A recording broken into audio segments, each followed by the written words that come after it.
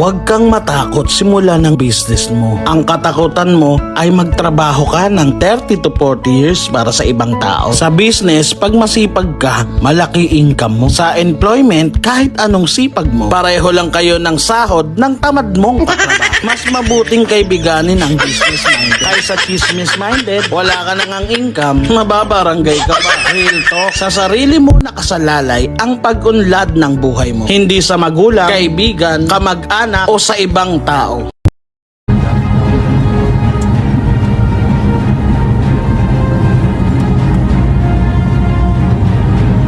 Huwag kang matakot simula ng business mo. Ang katakutan mo ay magtrabaho ka ng 30 to 40 years para sa ibang tao. Sa business, pag masipag ka, malaki income mo. Sa employment, kahit anong sipag mo, pareho lang kayo ng sahod ng tamad mong katrabaho. Mas mabuting kaibiganin ang business minded kaysa